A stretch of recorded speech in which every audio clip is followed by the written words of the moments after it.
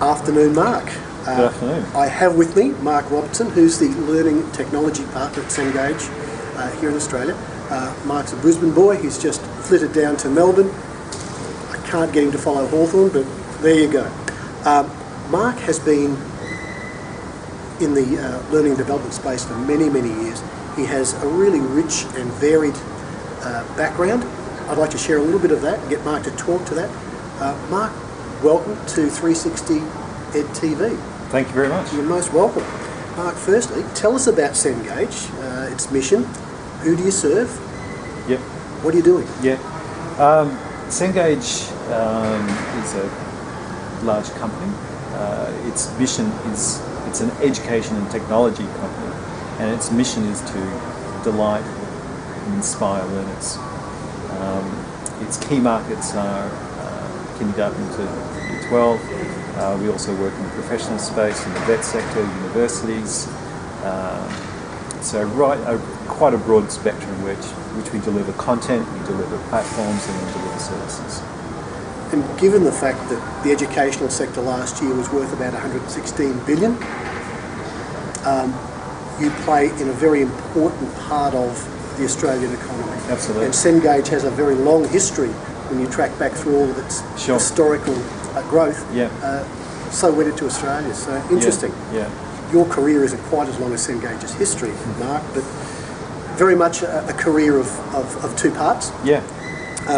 The first half, interestingly, is a sales and marketing lead, and then the second half as an educational designer and a technologist.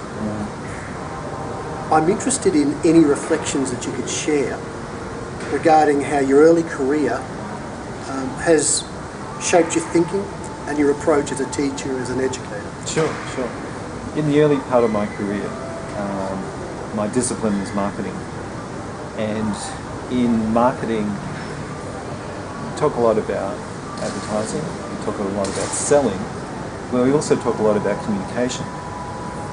So during my time as a marketer, a lot of work was spent around communication, marketing communications. And so I was very interested in technology, but how did technology influence communication and communication influence technology? So the whole conversation was around engagement. So when I transitioned my career over to an educational focus, it was of no surprise that that transition incorporated engagement. So when I look at how I engage with our learners, for example, I try to think about, to use a marketing term, personas, who they actually are, what they actually look like, what they ate for breakfast, what their favourite music station. But more importantly, think about what will engage that learner. So there's a multitude of technological tools available, and we're seeing advances across a variety of different areas.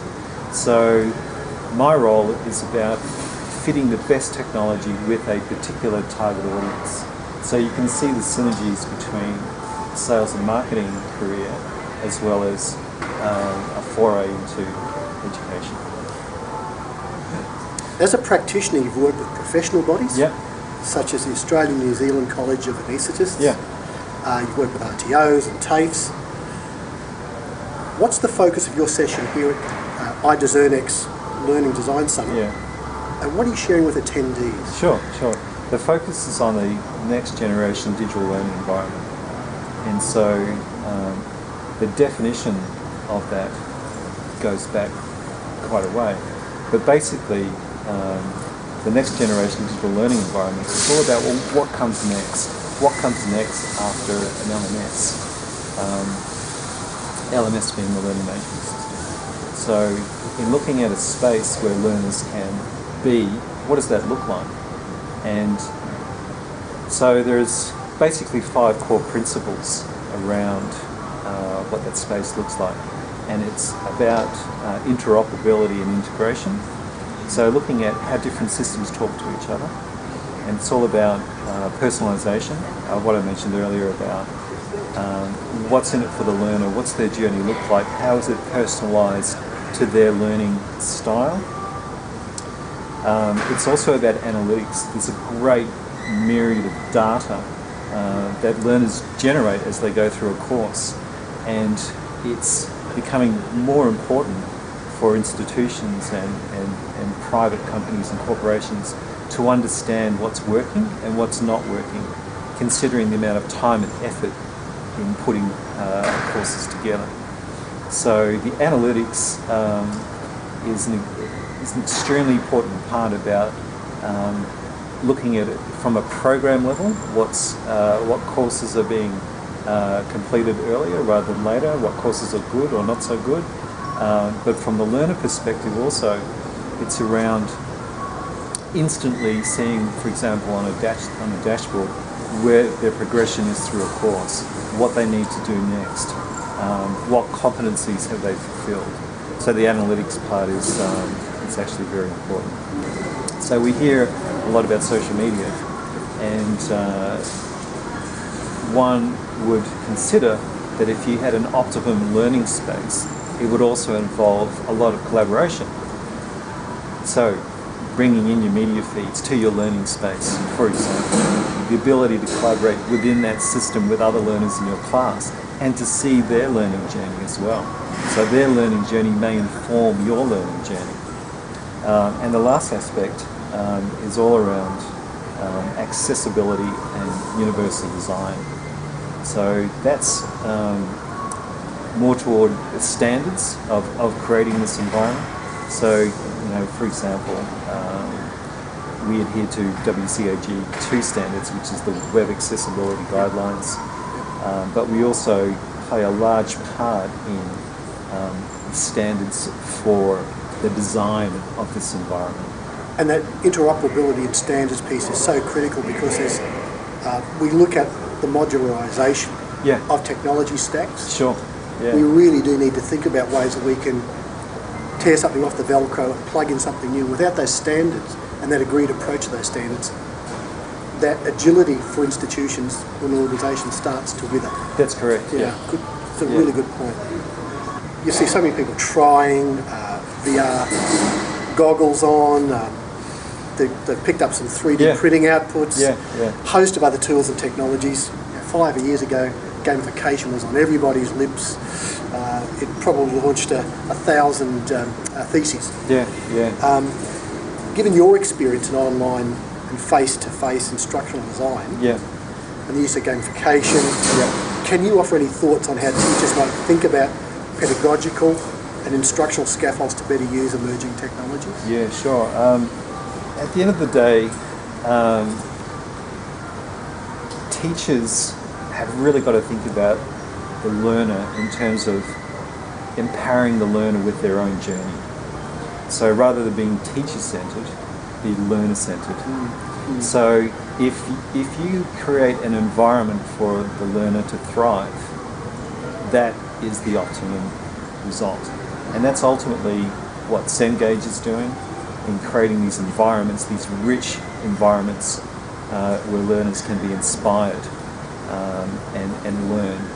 So in terms of scaffolding and how it adheres to pedagogy or instructional design principles, the building blocks of creating an environment could be varied.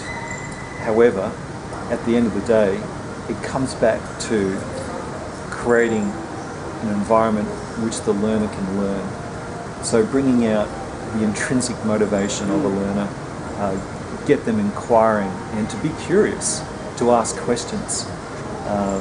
With the likes of Google, everyone has the answer. And so how do you bypass that in learning? Well, you bypass it by being curious, by asking questions, and by facilitating discussion. So without the facilitation of discussion between people, you're going to get knowledge at a very low level. You're going to get the regurgitation of facts.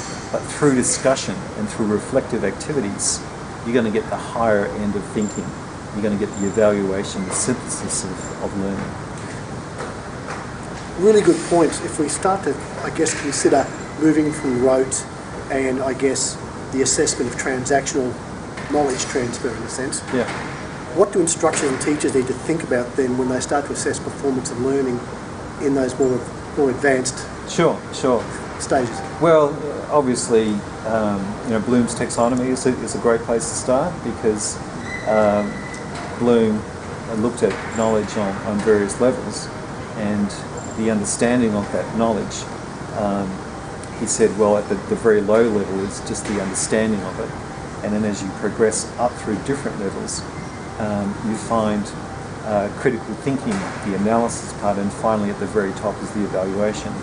And so when we start talking about how do we design things so that actually the learner actually learns, we need to understand the outcome, the learning outcomes. So what do we actually want the learner to achieve? Do we want them to apply a certain principle, or do we just want to for them to regurgitate facts?